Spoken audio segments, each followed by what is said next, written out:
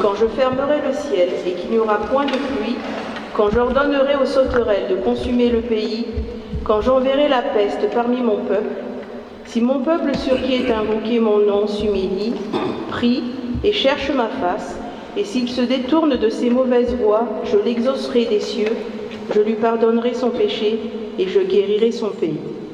Mes yeux seront ouverts désormais et mes oreilles seront attentives à la prière faite en ce lieu. Vavaka Wangaskia.